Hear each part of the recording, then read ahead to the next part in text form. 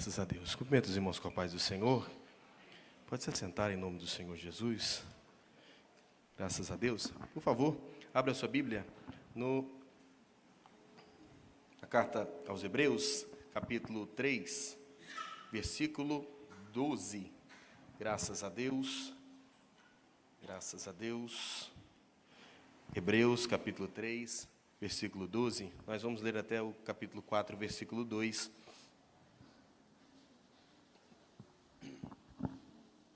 Aleluia. Carta aos Hebreus, capítulo 3, versículo 12 em diante.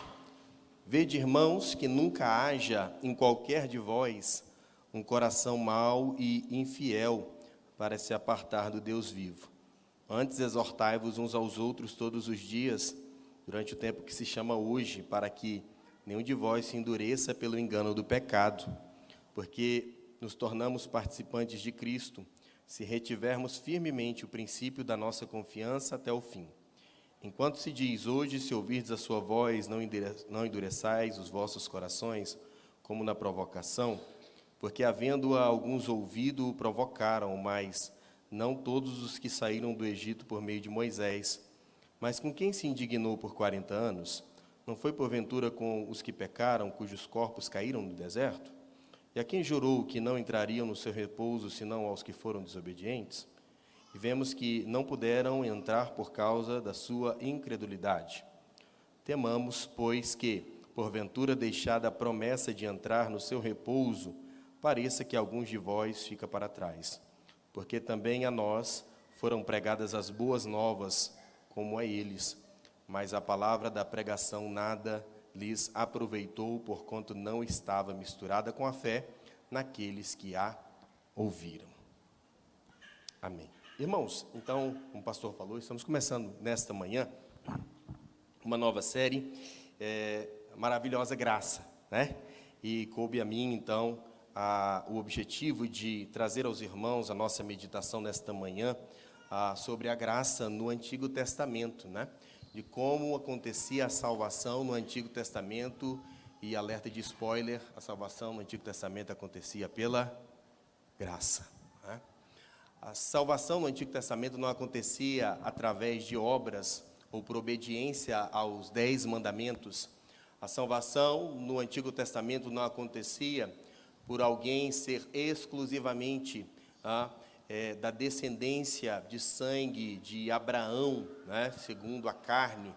A salvação no Antigo Testamento, ela não acontecia, né, por meio de obediências aos sacrifícios, não acontecia por meio de obediência às ordenanças que eram colocadas, né, ao sacerdócio, aqueles sacrifícios que eram feitos. A salvação no Antigo Testamento acontecia através e por meio da maravilhosa graça de Deus.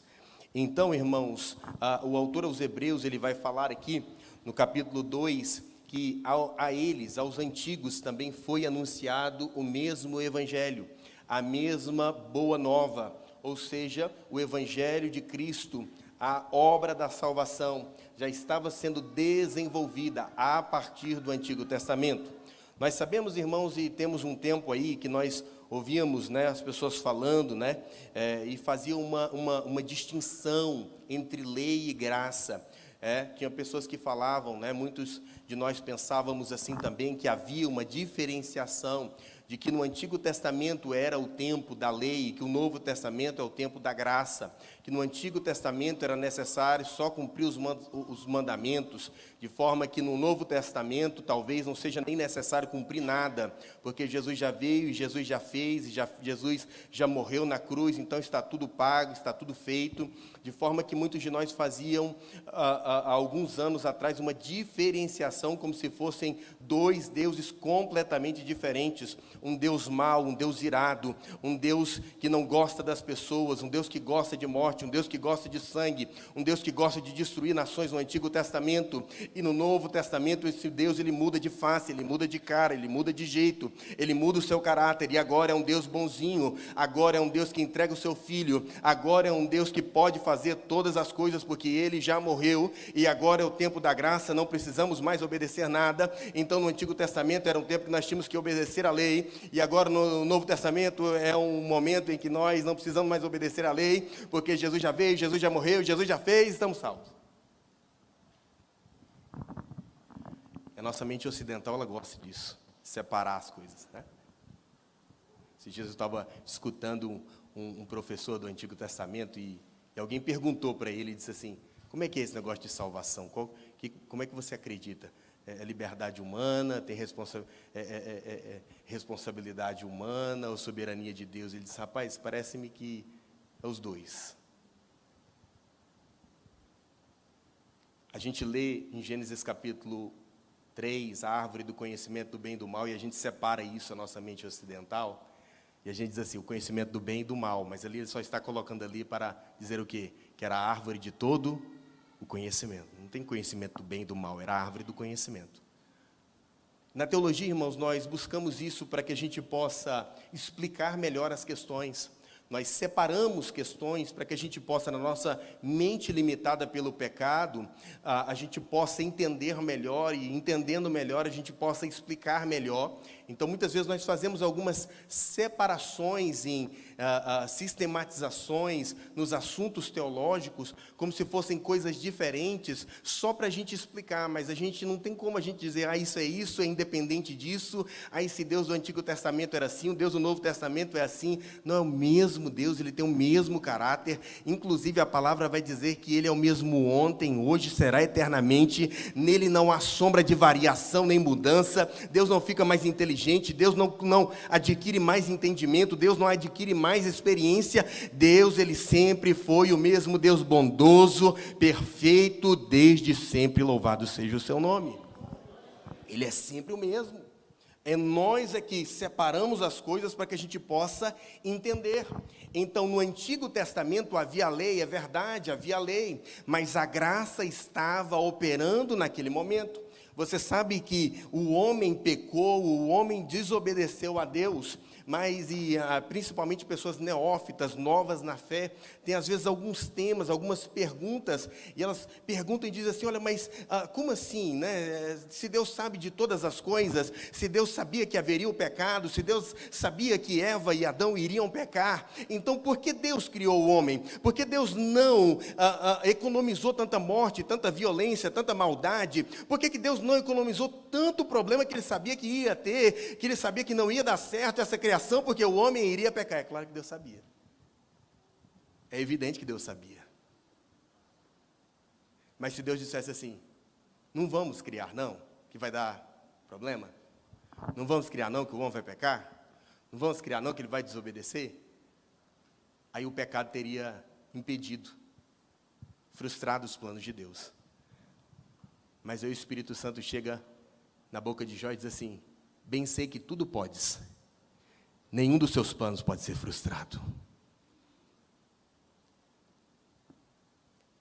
Quando a gente lê a primeira carta de Paulo aos Coríntios, no capítulo 13, nós vemos as características do amor, do verdadeiro amor, né?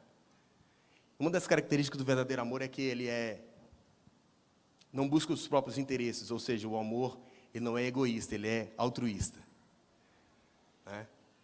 E me parece que Deus ele está ali se relacionando na pessoa do Pai, do Filho e do Espírito Santo, e tendo um relacionamento tão maravilhoso, tendo um amor tão perfeito, sendo compartilhado entre as três pessoas da Trindade. E este amor verdadeiro, ele não pensa só em si, ele se preocupa com o outro, ele se preocupa com o próximo, e talvez, né, na minha mente eu penso que talvez a Trindade diz assim, nosso amor é muito perfeito, nosso amor é maravilhoso, compartilhar deste amor é coisa maravilhosa. Nós não podemos ter esse amor só para a gente. Vamos criar alguém com que a gente possa compartilhar esse amor. Vamos criar alguém que seja a nossa imagem, a nossa semelhança, que tenha a capacidade de se relacionar conosco, e nós possamos nos relacionar com eles, para que a gente não fique somente com esse amor entre a doutrina. Vamos criar alguém com a nossa imagem, a nossa semelhança. Aí surgiu o projeto do ser humano. Surgiu o ser humano para receber desse amor, e também para amar, para comunicar esse amor com Deus. E a partir desse momento, este homem e esta mulher, então, são colocados, instituídos para governar a terra, para se espalhar pela terra, ou seja, para compartilhar ainda mais com esse amor. E o Senhor diz assim: compartilhem esse amor, não deixe só com vocês, não, façam, criem mais filhos e criem mais descendência, e aumente a descendência, e povoem a terra, e vocês vão conseguir compartilhar deste amor que a Trindade compartilha. Nós vamos compartilhar com você, Adão e Eva, compartilhe com seus filhos, eles vão compartilhar com os filhos dele, e essa comunidade vai ser maravilhosa, e esse amor, ele vai ser experimentado, louvado seja Deus. Só que aí chega o pecado, né, irmãos? Que o Senhor sabe, mas o Senhor diz assim: não, o pecado não vai impedir, não. Deus nos cria com esta liberdade para servi-lo, com essa liberdade para adorá-lo, e com essa liberdade para obedecê-lo. E você sabe que o homem, ele pecou, não é? Mas não foi o pecado que impediu, então, a criação do ser humano, porque o propósito bendito de Deus jamais pode ser frustrado.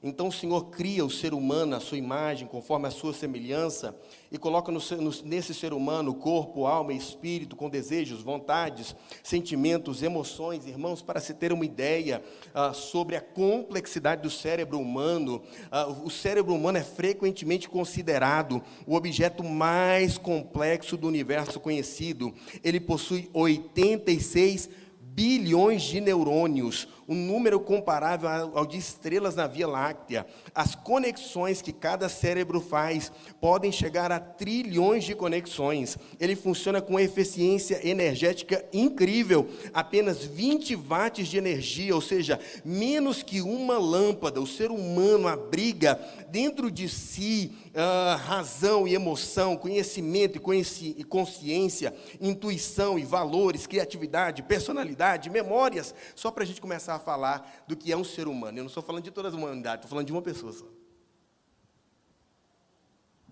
Deus cria esse ser com uma liberdade para adorá-lo. Deus cria esse ser com uma complexidade incrível que até hoje todos os computadores do mundo não conseguiram ainda perscrutar a potência e o poder de um cérebro humano. Isso uma pessoa, irmão. Uma pessoa. Só uma pessoa. E vejamos, irmãos, que não é fácil. Deus dá essa liberdade, ou seja, Deus não nos cria como robôs. E talvez algum outro neófito vai perguntar: ué, mas se Deus viu que ia pecar, por que Deus não impediu de pecar? Ué, Deus já tinha falado para não pecar. Né? Não faça isso, não peque. Não, mas Deus poderia chegar lá no meio, lá e impedir, poderia, irmão, mas aí ele não teria criado um ser humano, ele teria criado um robô. Ele poderia não ter colocado a árvore que era proibida lá, ele poderia, mas ele não teria criado um ser humano, ele teria criado um robô. Ele teria criado um ser completamente, voltado completamente para ele, somente, que não tinha nenhuma capacidade de sair dali. Deus poderia, naquele momento, ao ver que Eva estava assim caminhando para fazer o que ele não havia proibido de fazer, ele poderia ter feito a árvore sumir? Poderia. Mas aí não seria ser humano, aí seria um robô. Aí ele criaria algo muito complexo para fazer ser coisas muito simples. O propósito dele era que fosse complexo mesmo. Mas o propósito dele, irmãos, eterno, bondoso e perfeito, era de que esse ser, ele tivesse essa completa devoção e adoração a si, ele tivesse essa completa devoção e adoração a si pela sua vontade, que ele continuasse, compartilhasse deste amor com o Senhor. Mas ele pecou, mas mesmo assim o Senhor continua com este plano de compartilhar o seu amor com esse ser, que ainda que ele tenha o desobedecido, se afastado e se corrompido, ele ainda o ama e ele ainda o chama e ele não desiste dele. E quando a gente olha nessa questão dessa complexidade humana, percebe, irmãos, uma pessoa só, já viu? Você tem duas pessoas, você tem 3 opiniões. Você perguntar aqui, irmão, se tivesse 60 pessoas aqui, tem 120 opiniões sobre o mesmo assunto, irmão. Nem a gente entende a gente. Deus nos criou de forma complexa. E Deus, ele cria, então, esse ser perfeito, esse ser peca, mas ele diz assim: eu vou resolver essa situação, eu vou resolver este problema. Então, em Gênesis 3, versículo 15, nós vemos o primeiro ali, anúncio do Evangelho de Cristo Jesus, a partir do momento em que o Senhor ele vai falar com Adão, com Eva e com a serpente, esse versículo ele é conhecido então como proto-evangelho, como pequeno evangelho, primeiro anúncio do evangelho. Ele diz a serpente: eu porei inimizade entre você e a mulher, e entre a sua semente, e entre a semente da mulher. A semente da mulher lhe ferirá a cabeça, e a sua semente, ou seja, a sua descendência de pessoas desobedientes a Deus, lhe ferirá o calcanhar. Então Deus ele anuncia que virá alguém da semente desta mulher que iria destruir, destruir a força desta serpente que havia tomado então o coração de Adão e Eva a partir deste momento. E o Senhor anuncia a partir de Gênesis capítulo 3, versículo 15, que vai vir alguém que vai restaurar todas as coisas. Você vê que em Gênesis 3, 7, está escrito na parte B que a partir deles terem entendido que estavam nus, eles coseram folhas de figueira e fizeram para si aventais. Ou seja, nós estamos envergonhados, nós queremos tampar as nossas vergonhas. Mas em Gênesis 3, 21, então Deus mostra para eles que o jeito que eles estão tentando dar para retornar a Deus não é aceito por Deus. E Deus fez o quê? Fez o Senhor Deus a Adão e a sua mulher túnicas de peles e os vestiu. Ou seja, nós vamos lembrar lá em Romanos capítulo 3, irmãos, no capítulo 6, que o salário do pecado é a morte. O salário do pecado é a morte. E para o pecado ser perdoado, alguém tem que morrer. Né? Seria muito tempo que nós teríamos, né? Nós temos essa oportunidade de explanar mais sobre o pecado nas nossas aulas de teologia, né? No nosso curso, às terças-feiras. Não dá tempo daqui a gente entrar, irmãos, sobre a complexidade do pecado. É muito complexo o pecado. Mas eu gostaria de trazer para você, irmãos, que então o Senhor ele não aceita. O Senhor é perfeitamente santo. E o pecado, irmãos, a gente trata ele de maneira banal. A maioria de nós, infelizmente, eu me incluo nisso. A humanidade trata o pecado de forma banal, mas o pecado é algo seríssimo. Todo ato de pecado é algo seríssimo. Nós pensamos, uma mentirinha, alguma coisinha, qualquer coisinha. Não, o pecado é seríssimo. Irmão.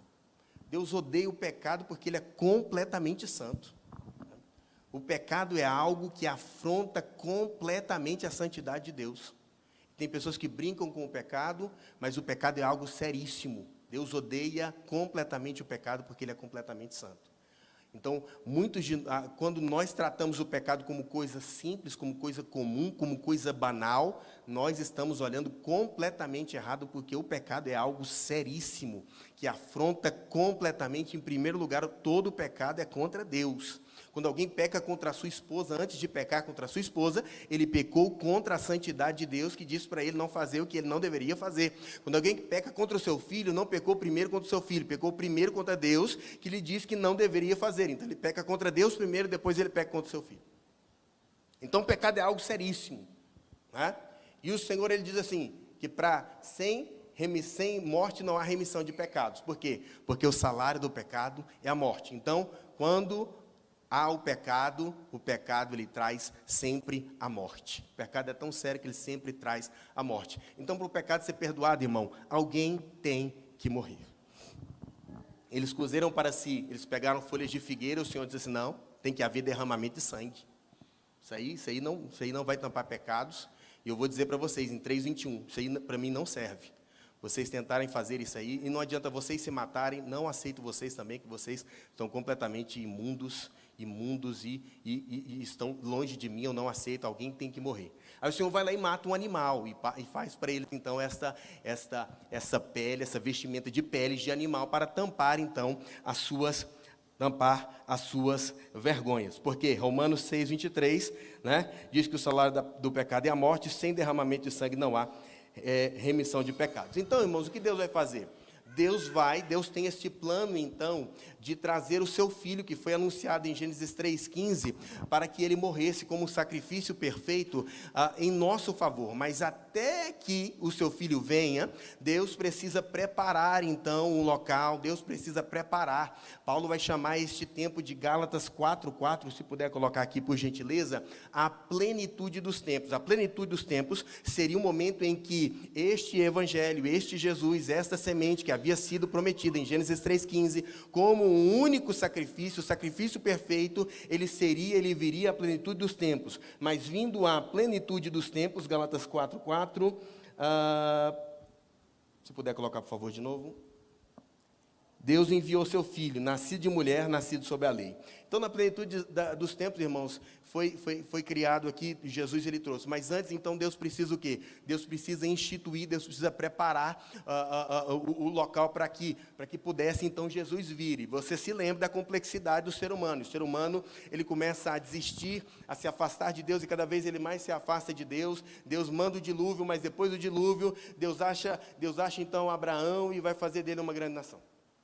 Ele sai da tua terra, da tua parentela, da casa dos teus pais, vai para uma terra onde ele mostrará. Ou seja, era necessário que Deus viesse, que Jesus viesse de uma descendência.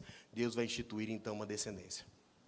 Deus chama Abraão, Deus multiplica a sua descendência, Deus leva este povo para o Egito, Deus faz aquele povo ser fértil ali. O Egito tinha, então, irmãos, o rio Nilo ali, toda a fome que havia todo lugar ali, irmão. Podia ter fome em qualquer lugar, todo mundo ia buscar dinheiro, todo mundo ia buscar mantimento no Egito, irmão, por conta do rio Nilo. Então Deus prepara, Deus diz, vai ser necessário eu colocar eles aqui, eles vão crescer aqui, depois que eles crescerem eu vou tirar eles aqui. Aí Deus levanta Moisés, aí você sabe que eles saem, passam o Mar Vermelho, eles ficam ali, o Senhor chega no Sinai, e Ele institui para eles o que, irmãos? Lá no livro de Levítico, Ele vai instituir aquela série de cerimônias, de sacrifícios, né? E quando a gente vai ler ali, nós vamos ver cada detalhe, o quanto Deus é detalhista. Em tudo isso, Deus estava o quê? Anunciando para eles que iria vir alguém que iria morrer em favor deles. Enquanto esse alguém não chega, seria necessário um plano provisório, ou seja, uma antiga aliança. A aliança do Antigo Testamento, a partir do sacerdócio da descendência de Levi. Então, ali, muitos animais são mortos. Esses animais não podem limpar. Esses animais, esses sacrifícios são para que, à medida que o povo de Israel cresce, à medida que o povo de Israel se estabelece, iria ser preparada, então, uma descendência para vir o Messias prometido. Então, vem os profetas, chega Moisés e diz assim, o Senhor vai levantar um profeta semelhante a ele ouvir. Aí vem os profetas e vão dizer, e vão falar sobre ele, vão anunciar sobre ele. Davi fala sobre ele, Isaías fala sobre ele, Jeremias fala sobre ele. Todo mundo está anunciando dele. Então, todo mundo está vivendo o quê, irmãos? Numa expectativa do Messias. Todo mundo está vivendo numa expectativa de que o Senhor virá e trará alguém para salvá-los dos seus pecados. Louvado seja o nome do Senhor. Bruce Waltke disse que o Antigo Testamento revela a necessidade, a promessa e a prenunciação de Jesus. Então, irmãos, a partir do momento em que esses sacrifícios são feitos, que as pessoas estão pecando, o Senhor está ali deixando como uma aliança provisória até que Jesus viesse. Então, os antigos, eles foram salvos, não através da obediência aos 10 mandamentos. Eles obedeciam aos 10 mandamentos. Eles obedeciam aos outros, total de 613 mandamentos que havia na lei de Moisés, aguardando a vinda de Jesus. Então, o sacerdócio levítico foi instituído como sombra e apontando para uma realidade futura que ainda viria a acontecer. Romanos capítulo 3, versículo 21 a 26, está dizendo que os pecados que aconteceram ali, irmãos, no Antigo Testamento. Romanos 3, 21 a 26, diz assim, mas agora se manifestou sem a lei a justiça de Deus, tendo o testemunho da lei e dos profetas, isto é, a justiça de Deus pela fé em Cristo Jesus, para todos e sobre todos os que creem, porque não há diferença, porque todos pecaram, estão destituídos da glória de Deus, sendo justificados gratuitamente pela sua graça, pela redenção que é em Cristo Jesus, ao qual Deus propôs para propiciação pela fé no seu sangue, para demonstrar a sua justiça pela remissão dos pecados dantes conhecidos sob a paciência de Deus, ou sob a tolerância de Deus. Então, os pecados cometidos no Antigo Testamento, eles ficaram de uma forma sendo tolerados por Deus. eles ficaram de uma forma impunes, porque Jesus ainda não havia vindo, e aqueles animais que estavam sendo oferecidos eram como substitutos imperfeitos do perfeito homem que viria, que seria Jesus. Em Hebreus, capítulo 9, versículo 9 e 10, nós vemos o Senhor falando que é uma alegoria para o tempo presente, os sacrifícios do Antigo Testamento, em que se oferecem dons e sacrifícios que, quanto à consciência, não podem aperfeiçoar aquele que faz o serviço, consistindo somente em comidas, bebidas, várias abluções, ou seja, vários banhos e justificações da carne, impostas até o tempo da correção, ou ao tempo da reforma. Irmãos, o tempo da reforma chegou, louvado seja Deus. Hebreus capítulo 10, versículo 3, está escrito que nesses sacrifícios, porém, cada ano se faz comemoração dos pecados, porque é impossível que o sangue de touros e dos bodes tire os pecados. Agora, Hebreus capítulo 11, nós vamos ler do versículo 24, está escrito que, pela fé, Moisés, sendo já grande, recusou ser chamado filho da filha de Faraó, escolhendo antes ser maltratado com o povo de Deus, do que por um pouco de tempo ter o gozo do pecado, tendo por maiores riquezas o vitupério de Cristo, do que os tesouros do Egito, porque tinha em vista a recompensa. Então os antigos obedeceram ao Senhor, olhando para Cristo, e Hebreus nos fala disso, tendo por maiores riquezas o sofrimento de Cristo. Irmãos, nós estamos e recebemos uma realidade espiritual tão maravilhosa, de que os antigos ansiavam por vê-la. E o versículo 39 vai dizer que todos esses da galeria da fé, esses grandes homens que são falados no capítulo 11 de Hebreus, tendo tido testemunho pela fé, não alcançaram a promessa, provendo Deus alguma coisa melhor a nosso respeito. Irmão, a igreja do século 21, ela é tão privilegiada. Nós que viemos depois de Jesus, nós somos tão privilegiados. Nós temos uma realidade tão privilegiada. E o autor aos Hebreus, em certo momento, ele vai dizer assim: examinai atentamente a vida de Jesus. Nós não estamos olhando, irmãos, para frente, para alguém que vai vir, que nós ainda não conhecemos pela fé. Nós estamos olhando para o que Jesus já fez. Irmãos, os antigos anelavam por isso de forma tão preciosa. E nós temos isso na nossa mão. E talvez, algumas vezes, eu me sinto que eu faço igual Pedro, tratando coisas santas, tratando coisas que Deus santificou como comuns, tratando verdades espirituais que estamos acostumados desde pequeno a ouvir, e talvez estamos tratando elas como banais, mas a realidade da graça de Jesus, a realidade da obra de Jesus, mas a realidade da salvação que Cristo efetuou em nosso lugar, é um assunto para nós adorarmos a Deus todos os dias.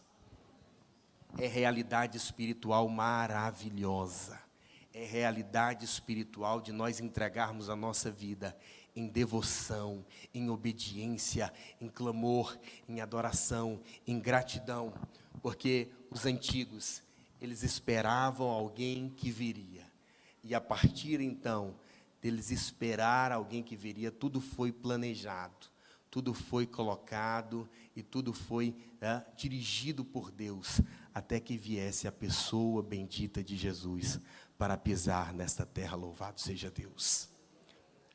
No Antigo Testamento as pessoas foram salvas pela graça, por meio da fé. A fé de Hebreus capítulo 11, que é a certeza das coisas que ainda não vimos. Os antigos não viram, não receberam a promessa, mas eles acreditaram que Deus era fiel para trazer esta semente à terra. Então, é uma realidade espiritual maravilhosa, e que eu peço ao Espírito Santo de Deus para mim e para você que a gente trate essa realidade espiritual como uma realidade em que nós adoramos a Deus e tratamos ela com a beleza, com a graça e com a maravilha que ela é. No Antigo Testamento, portanto, a salvação acontecia pela graça, por meio da fé em Deus, que prometeu uma redenção futura.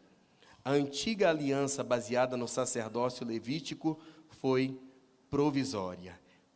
Então ela foi substituída por Cristo Jesus. No Antigo Testamento não era por obras. No Antigo Testamento não era o tempo da lei. No Antigo Testamento também era o tempo da graça. A graça de Deus é salvadora. A graça de Deus sempre foi salvadora. Se coloque de pé nesta noite. Nesta noite não, nesta manhã. Eu quero fazer uma rápida oração com você, para que a gente possa agradecer ao Senhor por essa maravilhosa graça derramada sobre nós. Pai, eu quero agradecer ao Senhor, meu Deus, nesta manhã. Meu Deus amado, porque verdades espirituais foram colocadas para nós, ó Pai, que verdades maravilhosas, ó Pai. Não deixe, ó Pai, que tratemos isso, ou que vemos isso de forma que pensamos, ó Pai, que seja banal, ou que seja, meu Deus amado, entregue, meu Deus amado, sem preço. Ela foi entregue por um preço muito grande. Os antigos ainda olhavam, meu Deus amado, e como eles ansiavam, como eles queriam, meu Deus, receber.